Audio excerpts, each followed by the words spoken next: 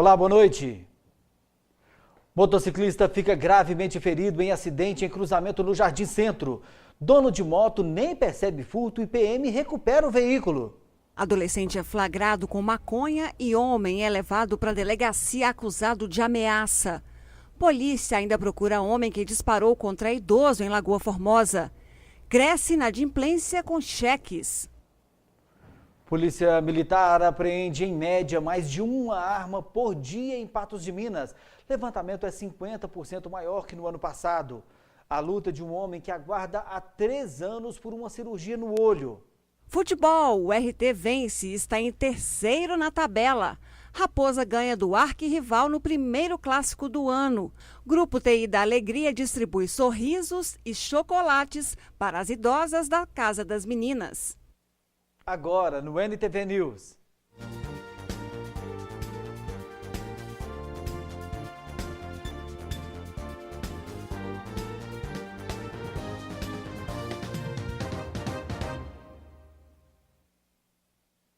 Os cheques ainda estão no mercado, apesar de estarem perdendo lugar para o cartão de crédito. Mas o que não para de subir é a quantidade de cheques devolvidos. O grande número de inadimplência de cheques tem contribuído muito para que essa situação ocorra. De acordo com o superintendente do Sicoob Credicopa, somente no mês de fevereiro, 10% dos cheques recebidos na cooperativa foram devolvidos pelo motivo 11, sem fundos na primeira apresentação. A gente tem visto aí, de acordo com os dados do Banco Central e do Serasa, que a emissão de cheques devolvidos motivo 11 e 12 tem aumentado em torno de 10% nos últimos meses. Os motivos principais é o motivo 11, quando o cheque é apresentado a primeira vez sem saldo. E o outro motivo é o 12, quando o cheque é apresentado pela segunda vez, ele é devolvido motivo 11 e o nome dessa pessoa é incluído no cadastro de cheque sem fundo do Banco Central do Brasil. De acordo com especialistas, o elevado índice de inadimplência com cheques é decorrente da crise que assola o nosso país e do alto índice de desempregos. A inadimplência do cheque, ou mesmo a própria economia, tem influência direta na emissão desses cheques sem a provisão de saldo.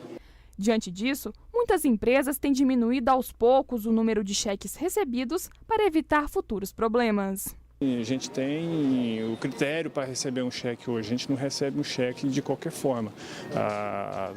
Nosso cliente hoje, para receber um cheque, tem que ser um cliente que a gente vai passar por um processo de consulta, né? A nossa carteira de cheque ela é bem baixa. A maioria dos clientes ou já são clientes da loja que compram no carnezinho ou geralmente é no cartão. Nós temos alguns que voltam sim, né? Isso é normal, né? Na venda com cheque. Como se fosse o carnê também. Agora, a nossa inadimplência, por a gente receber muito pouco, ela não é considerável. A gente ainda trabalha, mas muito pouco, né? Porque não está compensando. O cheque está muito difícil, né? A maioria volta tudo sem fundo e não tem recurso para receber, sabe? Mesmo assim, diversos programas de proteção ao crédito podem ser consultados antes da compra ser finalizada. Para a gente, tanto faz você vender no cheque ou como no crediário. As consultas são feitas normalmente, a gente consulta o SPC, a gente faz as referências normal que é feito na compra com carnê. O próprio cadastro que a gente pode estar conferindo se o nome do cliente não está no CCF, ou seja, se o nome dele está no CCF, já é um indício forte que o cheque provavelmente vai ser devolvido. As taxas de juros do crédito imobiliário com recursos de poupança da Caixa ficaram mais caras. Segundo o banco, o aumento vale para financiamento de imóveis residenciais, comerciais e mistos contratados com recursos da poupança. As taxas de juros dos financiamentos habitacionais com recursos do programa Minha Casa, Minha Vida e do FGTS não sofreram alteração. As novas taxas variam conforme o grau de relacionamento do cliente com a Caixa. Para clientes que não são correntistas, o banco, a taxa pelo sistema financeiro imobiliário, por exemplo, subiu de 11,5% para 12,5% ao ano. No caso de servidor que recebe salário pela Caixa, a taxa subiu de 10,5% para 11% ao ano. Também foi elevada a cota de financiamento para os imóveis, que antes era de 50% e passou para 70% nos contratos pelo sistema de financiamento habitacional, com valor até R$ 750 mil. A Páscoa não foi doce para o comércio, não. Os lojistas faturaram 9,6% menos na Páscoa deste ano, em comparação com a data do ano passado. Segundo a Serasa Experian, esse é o pior desempenho da série desde 2007. A recessão econômica, o desemprego em trajetória de elevação e a queda do poder de compra dos consumidores devido à inflação provocaram os resultados negativos. Essa terça-feira será decisiva para o PMDB. É quando o partido vai se reunir para romper de vez ou não com Dilma Rousseff. Mas a tendência é que os PMDBistas se afastem do governo. Mas o PMDB mineiro já adiantou seu posicionamento. O presidente do partido em Minas, o vice-governador Antônio Andrade, em reunião com a executiva, decidiu romper com Dilma. Amanhã, o PMDB Nacional deverá anunciar a retirada de apoio ao governo, o que deve gerar uma recomendação para que o partido abandone os 7 ministérios que possui na esplanada. Além disso, a legenda possui pelo menos 600 cargos no governo federal, que devem ser entregues após a decisão. PP, PR e PSD também ensaiam um rompimento. Você vai ver a seguir o desespero de um homem que pode perder a visão por falta de uma cirurgia.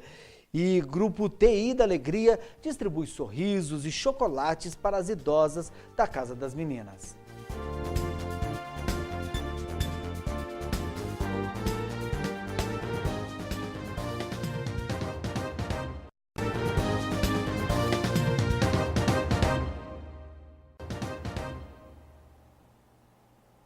Mais pessoas morreram nas estradas federais que cortam Minas Gerais nesse feriadão da Semana Santa que no mesmo período do ano passado. Foram 13 mortes. Nos 4 dias de operação, a Polícia Rodoviária Federal contabilizou 218 acidentes que deixaram 233 feridos. Foram aplicadas 7.716 multas por excesso de velocidade e outras 792 por ultrapassagem proibida. No total, 14.171 veículos foram abordados. Além disso, 4.423 testes do bafômetro foram registrados e resultaram na autuação de 70 motoristas. Contudo, nenhum foi preso. Você vai ver agora o sofrimento de um senhor que aguarda ansiosamente por uma cirurgia no olho. O problema é que a demora tem comprometido a visão. Sem opção, ele foi obrigado a parar de trabalhar. Já são quase 3 anos de espera. Vai lá, marca a ambulância vem na casa da gente, eles vão lá, olham na cara da gente, abre o olho, e manda a gente embora. O problema é a secretaria que não resolve, nem aqui, nem lá no Berrante. O pintor de paredes, Rogério Fernando Martins, levou uma facada no olho em um assalto em maio de 2013 e desde então aguarda por uma cirurgia. Fui 29 de setembro do ano passado, até hoje nada. Porque quando começou isso, eu ia direto. Eles me chamavam, ia lá, mas não resolvia nada. E voltava, só usando os coleiros. Por causa da facada, Rogério perdeu a visão do olho esquerdo e a visão do olho direito está ficando comprometida. As dores são constantes e ele não consegue mais trabalhar ou fazer qualquer outra atividade um pouco mais complexa. Eu não tenho parente, não tenho ninguém que faz as coisas pra mim. Uma hora dessa pra mim tá de noite, já tá escuro já. Pra sair daqui pra ali, no portão aqui é difícil pra mim sair aí, subir. Esse dia o carro quase me atropelou aqui. Aí eu subi num bueiro aberto ali, eu encostei pra cá, o homem veio de lá no carro ali. Eu peguei, dei um pulo assim, passei com a bengala, eu ando com bengala. Hoje ele está encostado pelo INSS, mora de favor em uma pequena casa na Vila Santa Terezinha e teme pelo pior. Rogério tem medo de ficar cego de vez. Eu uso os coleiros direitinho. Você tem que usar e tem que dar um jeito, porque senão você pode ficar cego de uma hora para outra. Rogério pede ajuda às autoridades para que a cirurgia seja realizada e para que ele volte a enxergar. Olha o que a providência faz esse apelo para mim, para andar mais rápido essa cirurgia, porque senão eu vou ficar cego. Pensa se eu ficar cego de uma hora para outra, desse jeito, como que eu vou fazer?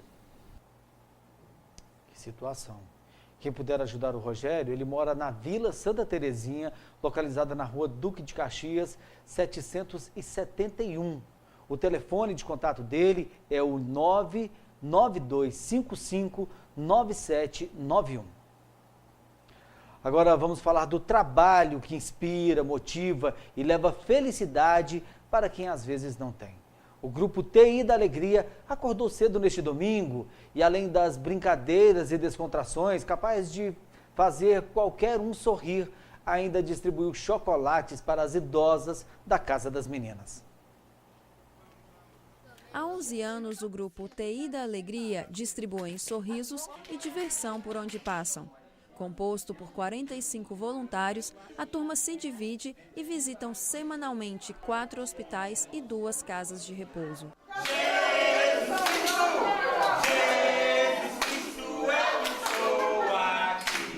Nós éramos um grupo de jovens e a gente sentia a necessidade de fazer algum trabalho que despertasse a nossa melhoria íntima e, principalmente, agregasse valor às pessoas.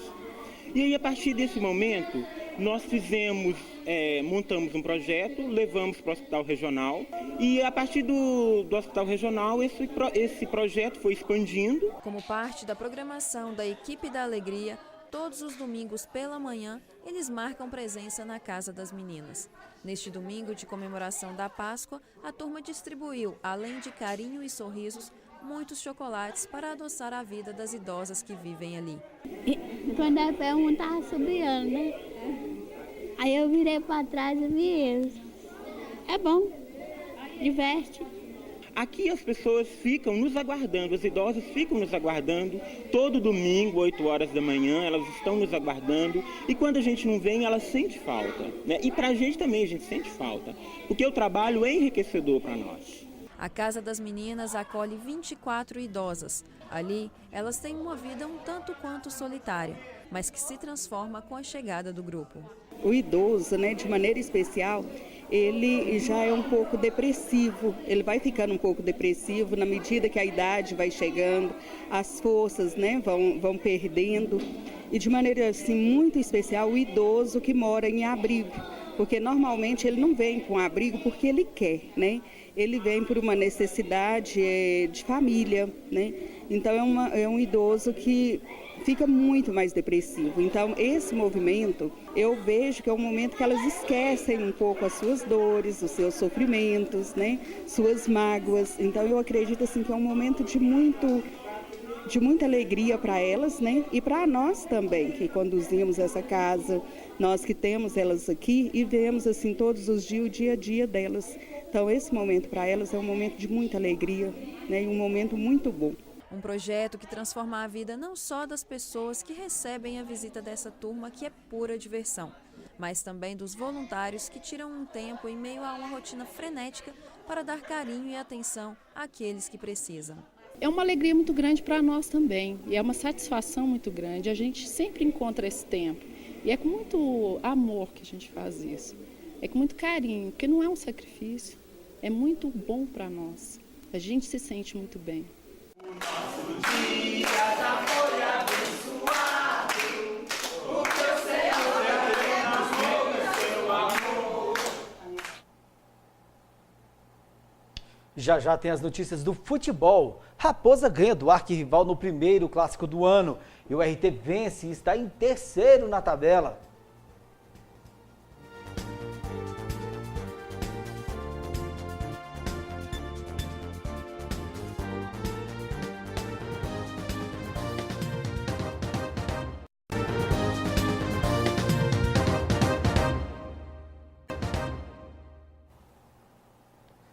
Será realizada amanhã no Memorial do Milho, no Parque de Exposições, a escolha das 3 candidatas que vão disputar o título de Rainha Nacional do Milho 2016. 12 garotas foram pré-selecionadas. Os 11 jurados vão avaliar os quesitos beleza e simpatia, postura e elegância e comunicação. Rafael Nascimento repetiu a dose e fez bonito em Las Vegas. O karateca patense conquistou o ouro no campeonato US Open na categoria sub-21 de 60 quilos no último sábado. O atleta retorna ao Brasil nesta terça-feira, mas nada de descanso. No próximo final de semana, ele disputa o Open Internacional de Karatê Arnold Classic Brasil, no Rio de Janeiro. Outro atleta patense que fez bonito nas terras do Tio Sam foi Luiz Henrique Bessas. Luiz Henrique luta de luvas vermelhas nas categorias Kata e Kumite. 16, 17 anos, na International Cup, ele garantiu a medalha de bronze nas duas. Já no Catar, 16, 17 anos, categoria Elite da US Open, conquistou o ouro. Orgulhosos, Luiz Henrique e Rafael Nascimento exibem suas medalhas. O Mamoré fez no sábado uma partida contra o CAP Uberlândia em que só a vitória interessava. Depois de um início complicado no módulo 2 do Mineiro, a classificação veio na última rodada da fase de grupos. Dependendo apenas dele mesmo, o Sapo venceu por 2-1 e se classificou para o hexagonal final. O próximo jogo do Mamoré é neste sábado, às 16 horas, contra o Uberaba, no Bernardo Rubinja de Queiroz. Nesse domingo no Independência, deu raposa no primeiro clássico do ano entre Cruzeiro e Atlético pelo Campeonato Mineiro.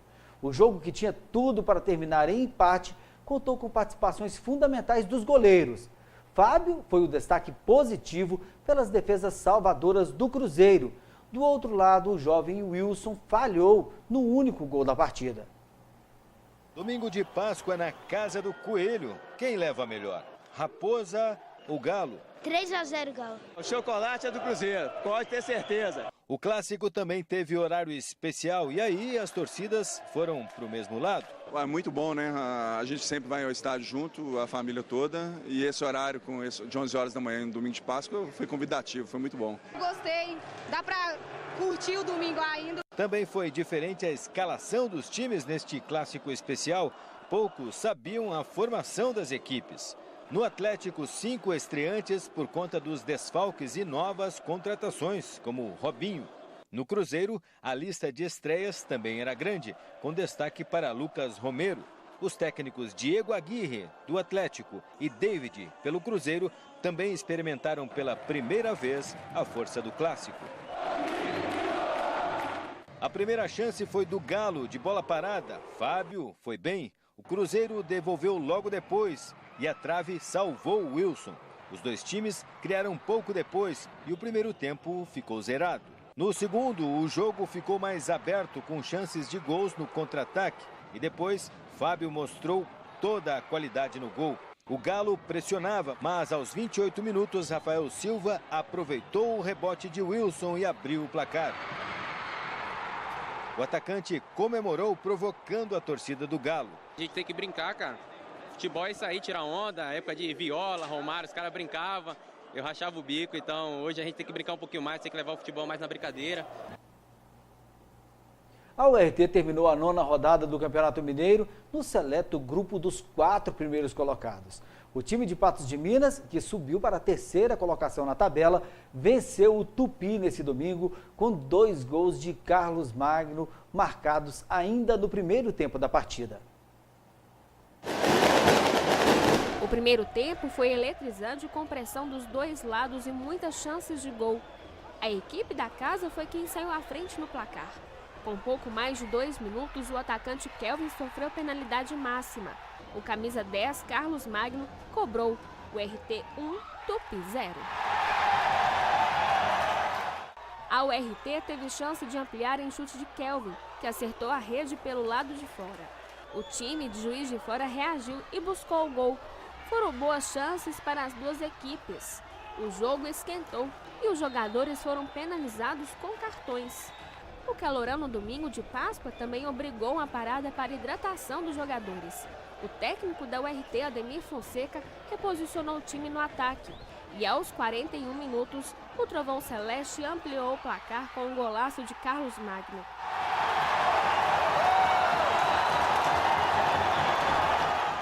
Mas o placar colocava o Tupi na zona de rebaixamento.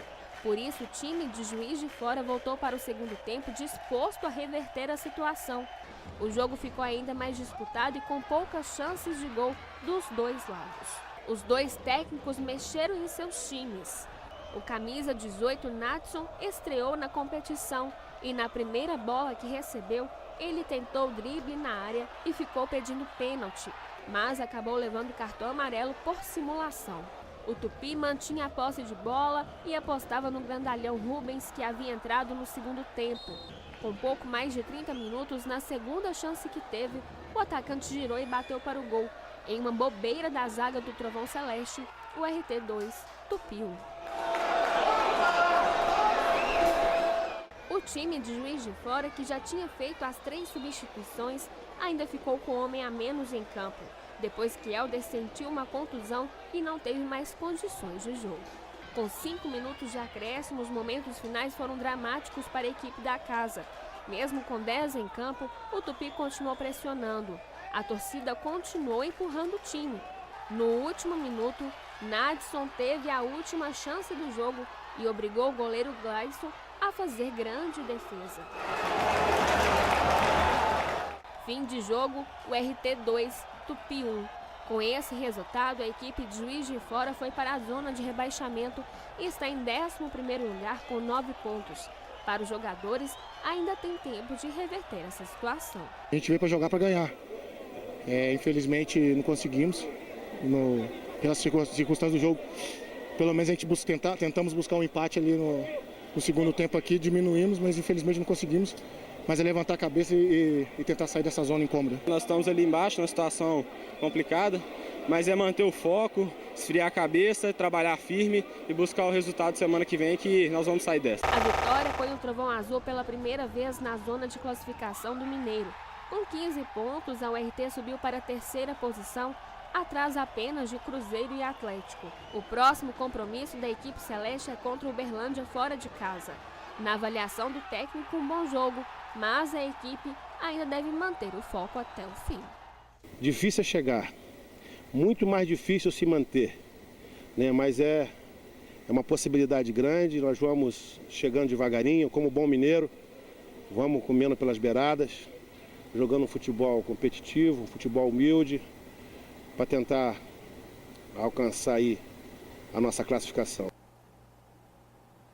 E apesar de ter entrado no G4, a URT segue se reforçando. O zagueiro Gustavo Gomes Neto se apresenta à veterana nesta terça-feira. Ele estava no Cascavel do Paraná. Confira agora a posição dos times na tabela do Campeonato Mineiro. O Cruzeiro lidera o Campeonato Mineiro com 23 pontos. Em segundo lugar, aparece o Atlético com 17 pontos. A URT está na 3ª posição com 15 pontos. O Vila Nova vem na sequência com 14 pontos. O América está em 5º, também com 14 pontos. O Uberlândia ocupa a 6ª posição com 12 pontos. A Caldense aparece em 7º com 10. O Tricordiano, também com 10 pontos, aparece em 8º lugar. A Tombense também tem 10 pontos e está em 9º na tabela. Já o Boa, também com 10 pontos, ocupa o 10º lugar. O Tupi, com 9 pontos, está em 11º e o Guarani, 9 pontos, em 12º.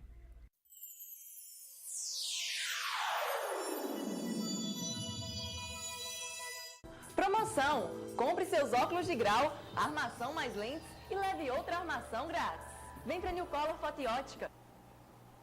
Vamos agora à previsão do tempo para este início de semana. A terça-feira em Patos de Minas será de sol e aumento de nuvens de manhã, pancadas de chuva à tarde e à noite. A temperatura mínima será de 21 graus e a máxima poderá atingir os 30 graus. O índice ultravioleta registra 13 e é considerado extremo. Previsão de chuva também para cidades da região. Em Presidente Olegário e São Gotardo, a mínima é de 20 graus. Em Lagoa Formosa, a mínima é de 21 graus. Em Varjão de Minas, a máxima é de 30 graus. Já em Lagamar, o dia deve ser um pouco mais quente. A máxima poderá atingir 35 graus.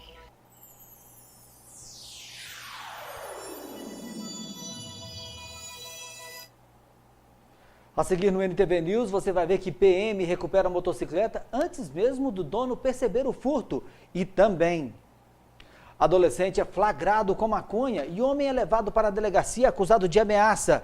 E polícia ainda procura homem que disparou contra idoso em Lagoa Formosa.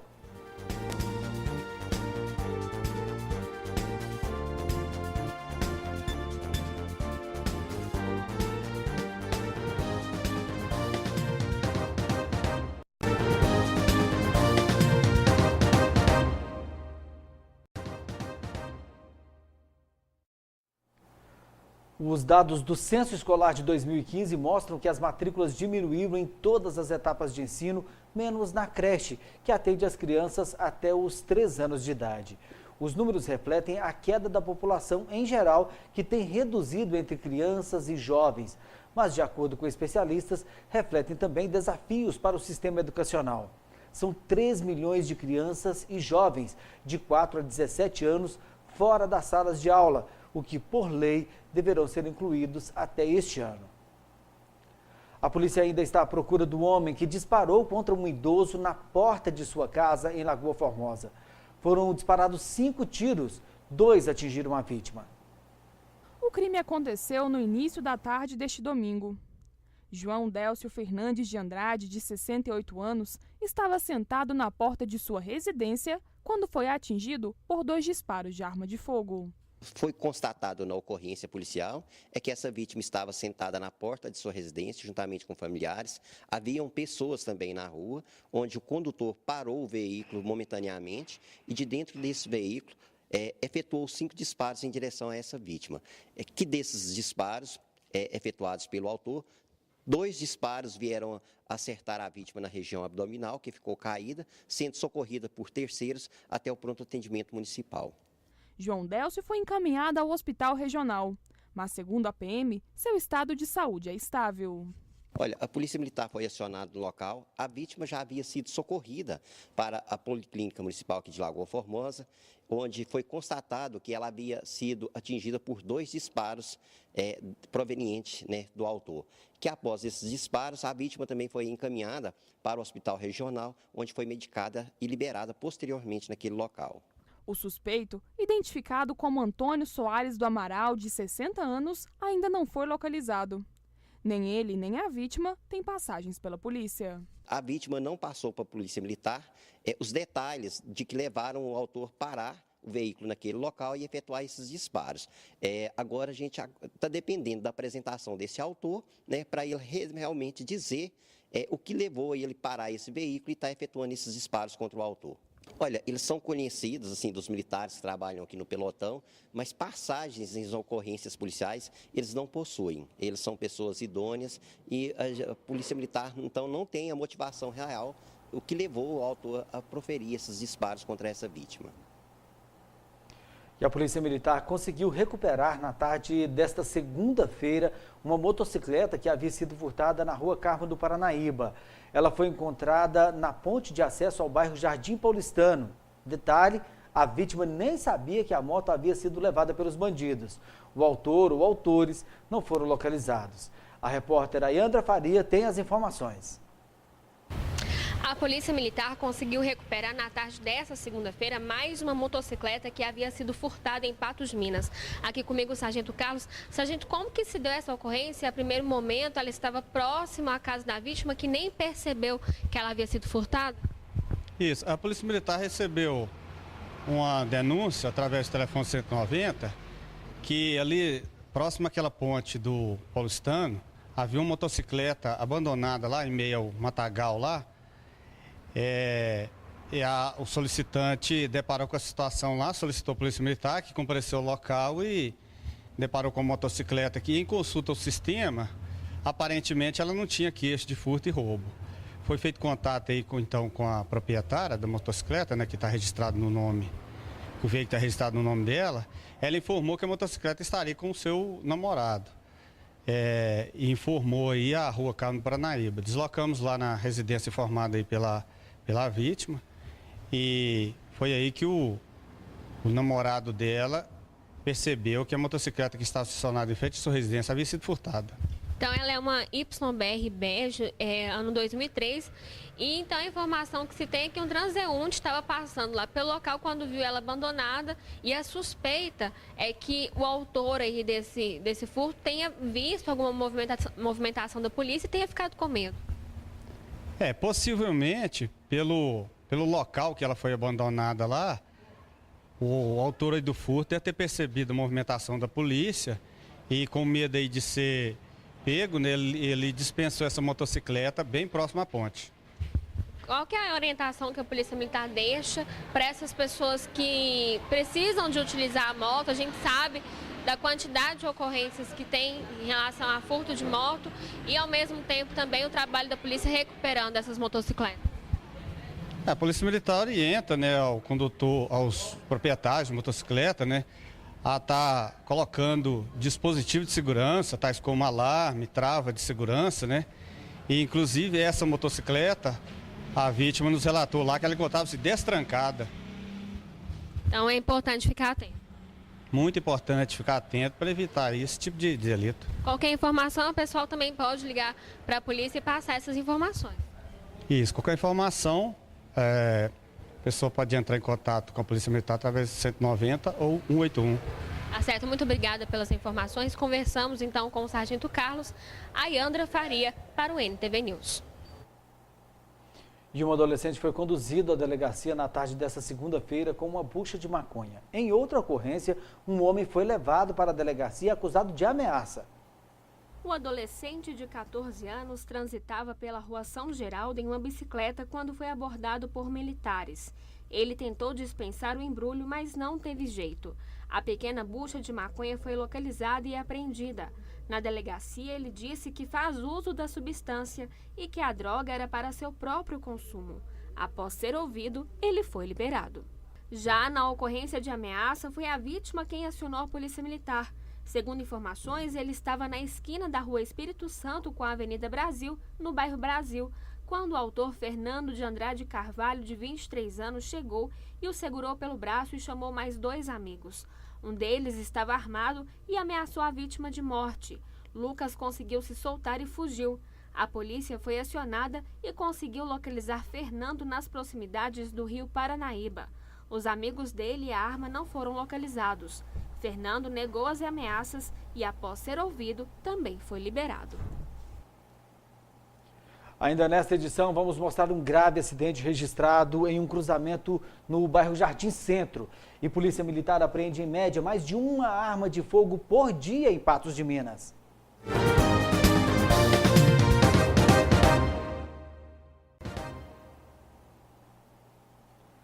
Um grave acidente envolvendo um veículo e uma motocicleta foi registrado na tarde desta segunda-feira no cruzamento da Avenida Fátima Porto com a Avenida Ivan Borges.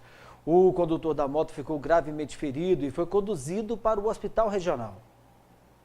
Segundo informações, o Fiat Palio, conduzido por Alexandre Reis da Silva, de 42 anos, seguia pela Avenida Fátima Porto, sentido ao alto da colina, quando convergiu para a Avenida Ivan Borges Porto e foi atingido em cheio na traseira pela motocicleta Honda Bros, conduzida pelo Orivando Vieira da Cruz, também de 42 anos.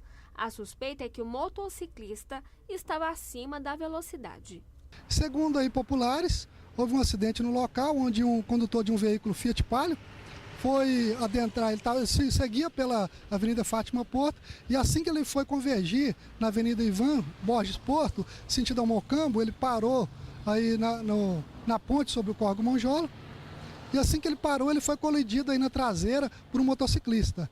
Além do condutor do veículo, no carro estavam os filhos do motorista que nada sofreram. Já o motociclista ficou gravemente ferido e foi socorrido até o hospital regional. No chão ficaram as marcas de sangue.